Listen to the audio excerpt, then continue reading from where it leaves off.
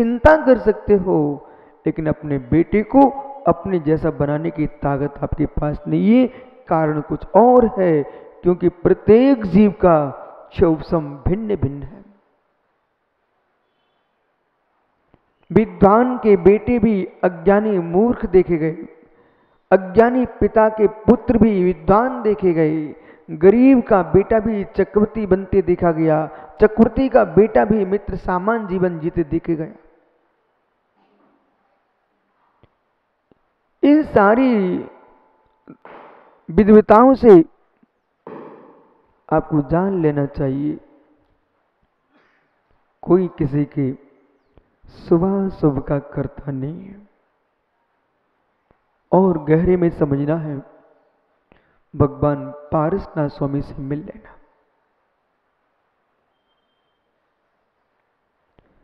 राजा अरविंद का एक ही मंत्री, जिसके 2 पुत्र मरुभूति कमठ, विश्वभूति मंत्री ब्राह्मण के 2 पुत्र थे, कमठ और मित्र मरुभूति। कर्म की विचित्रता, यूं कहना चाहिए एक ही मां की कोख से कृष्ण पक्ष और शुक्ल पक्ष ने जन्म लिया हो।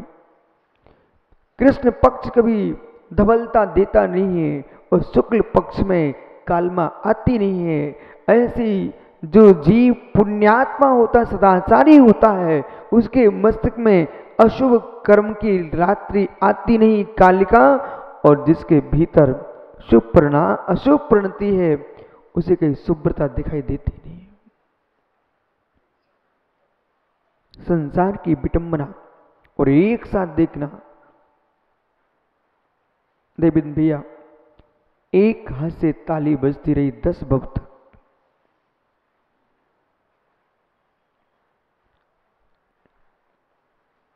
क्षमा की कोई मूर्ति देखना हो तो पारसनाथ को देखना, और कसाई की कोई मूर्ति देखना हो तो कमठ को देखना।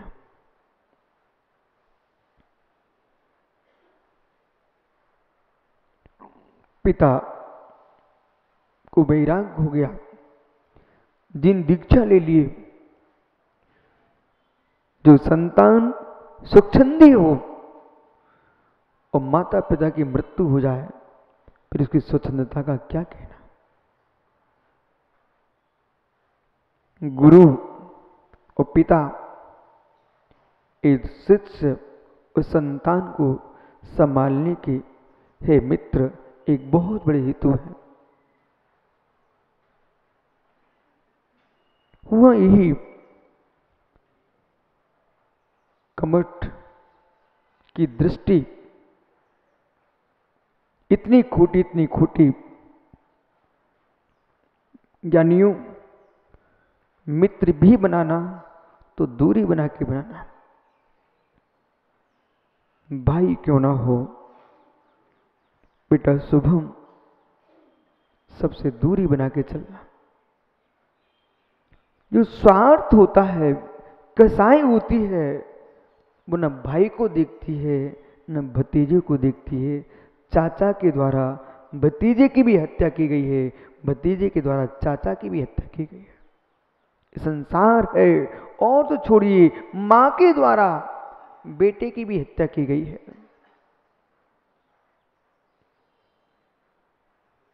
विषय वासना और लोभ कसाय, ये कोई संबंध नहीं दिखती। विषय वासना और लोभ कसाय, परिग्रह संज्ञा, इस जगत का कोई संबंध नहीं देखती है, व्यक्ति को अंधा कर देती है। जो कमठ था, उसने एक दिन मरुभूति, जब छोटा भाई उसकी पत्नी को देख लिया और देख करके काम के बाण से बिध गया, और मित्र छोटे भाई की नारी पुत्री के तुल्य होती है, और बड़े भाई की स्त्री छोटे भाई के लिए मां के तुल्य होती है। ये भारतीय संस्कृति पवित्र संबंध है, ये पशु वृत्ति नहीं है।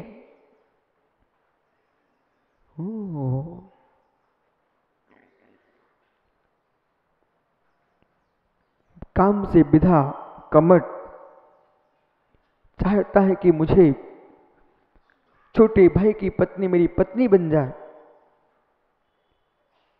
किसी कार्य से राजा अरविंद ने मरुभूति के लिए बाहर भेजा था।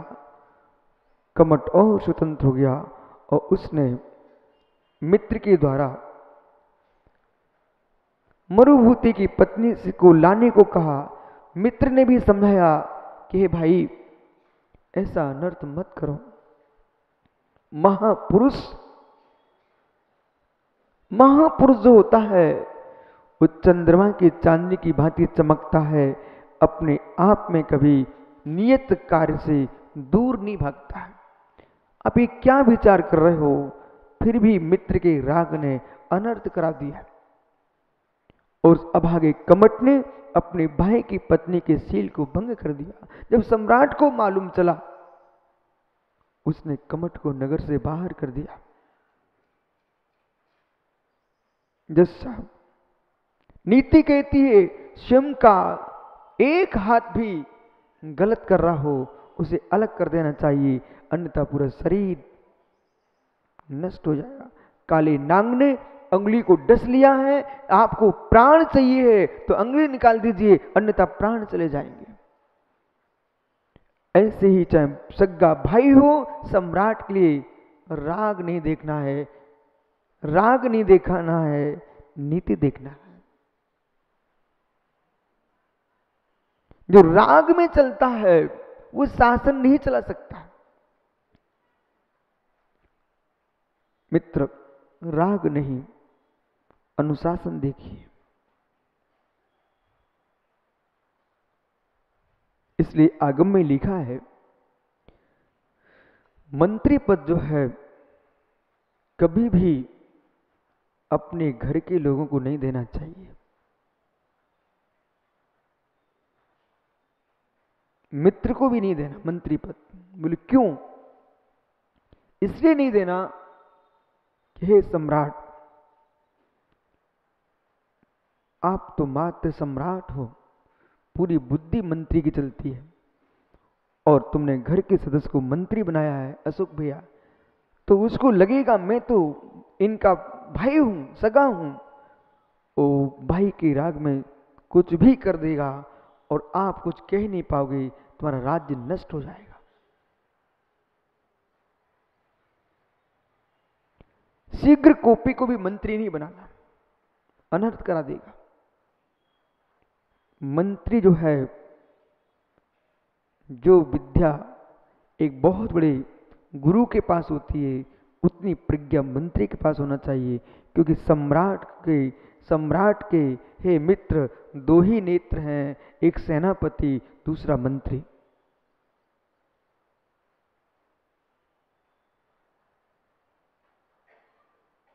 और राजा का कर्तव्य बनता है सबसे हिल मिल के रहे पर विश्वास किसी का ना करे, विश्वास बना के रखे। हर घर में पानी नहीं पीता रहा सम्राट, हर घर में भोजन नहीं करता सम्राट। भैया सार इतना था कि सम्राट अरविंद ने कमट को बाहर कर दिया। इतना ही नहीं, बहुत बड़े अपमान के साथ बाहर किया। अपमानित होकर के एक पर्वत के ऊपर जाकर के एक शिला को लेकर के खड़ा हो गया। है मित्र, पापी लोगों से कभी धर्म बदनाम नहीं होता, पापी लोगों से कभी धर्म बदनाम नहीं होता। जो धर्म के क्षेत्र पर ढोंगी बन के आते हैं उनसे धर्म बदनाम होता है।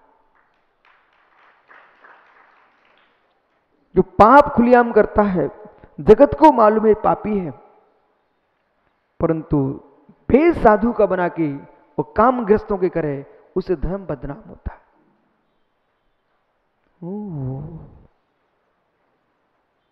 मरभूति विदेश से वापस आया, भाई की विडंबना को सुना तो उसने राजा से प्रार्थना की, स्वामी इतना बड़ा दंड भाई को क्यों दिया?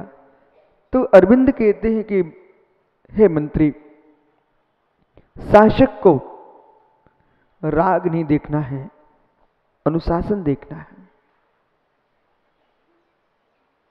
जिनके माता पिता बहुत दुलार देते हैं और बच्चों को आंखों के नीचे ना रख करके सिर पर रखते हैं, उनके बेटे सिर के बाल खींच देते हैं और मूंछ खींच लेते हैं। मुकेश भाई बराबर क्या? यदि रतनलाल गंगवाल का आप सारे भाई सम्मान रखते हो, उसका मुख्य कारण इतनी है, उसने गोद में नहीं खिलाया, गली में खेलते देखा है। हे तात, तुम इतनी ही खुश रहो, बच्चे को दूर से खेलते देख लो, पर गोदी में मत खिलाओ। मां की गोदी में बच्चा खेले और पिता की डांट के नीचे रहे तो संतान श्रेष्ठ होती है।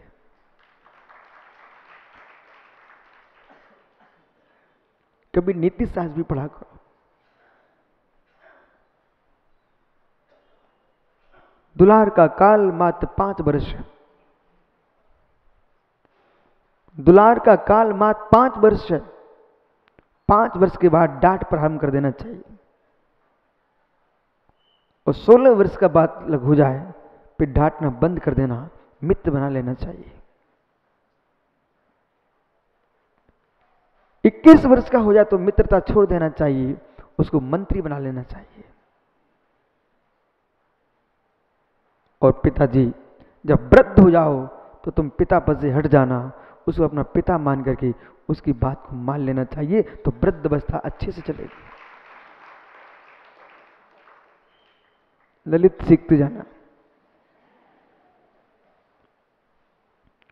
जो सिद्धांत यहां पिता के साथ चल रहा है वही गुरु के साथ लगता है।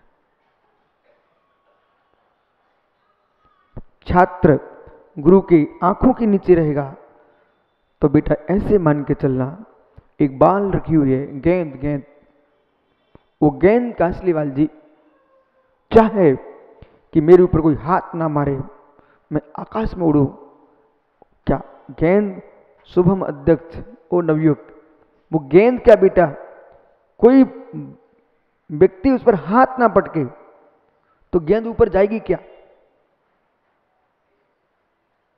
उस गेंद से कहना, ये तू ऊपर जाना चाहती है तो पहले मेरी चोट सहन कर। जितनी लंबी चोट सहन कर लेगी गेंद उतनी ऊपर जाएगी। शिष्य गुरु के हाथ के नीचे जितनी चोट सहन कर लेगा वो आकाश का स्पर्श करेगा। और जो गुरु के अनुशासन से हाथ से बाहर उचकना चाहते हैं, तुम लुढ़कते रहो, किसी नाली में जाओगे।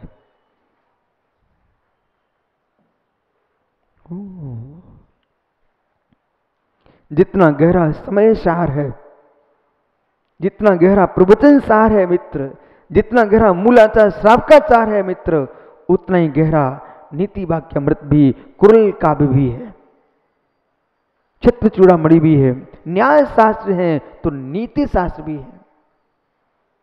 नए शास्त्र अलग होते हैं, न्याय शास्त्र अलग होते हैं और नीति शास्त्र अलग होते हैं।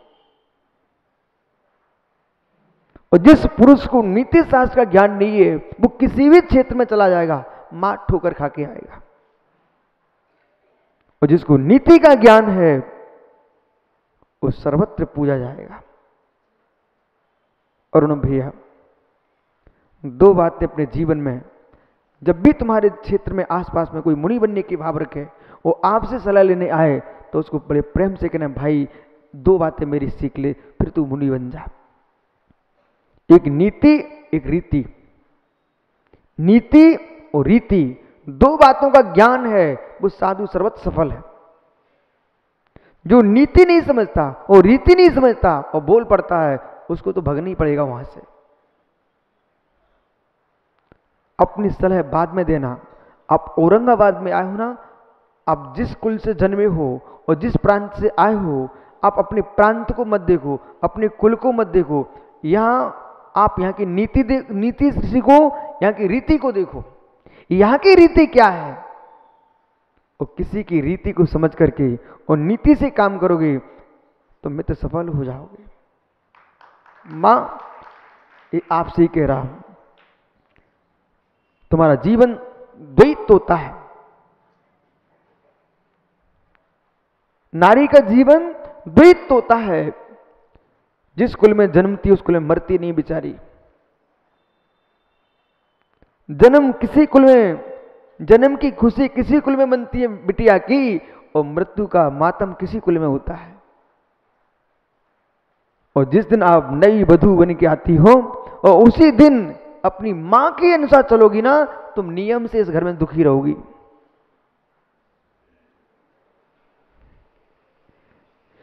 अपनी मां के अनुसार अब नहीं चलना है, अपने पति की मां के अनुसार चलोगी तो मालूम आपकी मां भी खुश रहेगी और ये मां भी खुश रहेगी। पति की मां के अनुसार चलना चाहिए। कुछ दिन, 1 साल 2 साल, इसके बाद तो तुम स्वयं मां बन जाओगी। राज्य करना सीखो। काला जी ये मत तो कि महाराज जी ये नीति सिखा रहे क्या, पर हमारे गुरु महाराज ने ऐसी कोई विद्या नहीं छोड़ी और पढ़ाई ना हो।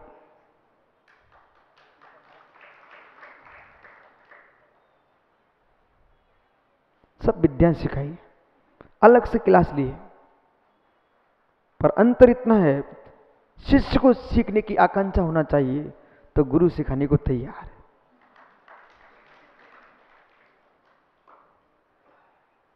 एक नाम माला ग्रंथ है धनंजय कवि का, वो मात्र कुछ भी नहीं, उसके अंदर नाम ही नाम है, सूखा ग्रंथ।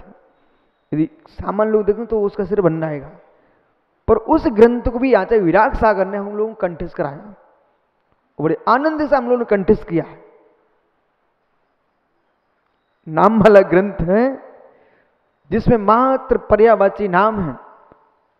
कोई चाहे कि इसमें प्रवचन खोज लूं, कोई कि मैं कथा खोज लूं, कुछ नहीं है। व्याकरण में क्या मिलेगा आपको, छंदों में क्या मिलेगा, लेकिन मित्र जैसे सूखे गेहूं में कोई रस नहीं दिखाई देता है, पर पीसने के बाद कोटि कोटि पकवान गेहूं से ही बनते हैं, ऐसे ही व्याकरण में कुछ नहीं मिलेगा, पर दुनिया के साथ तभी लिख पाओगे जब व्याकरण का ज्ञान होगा।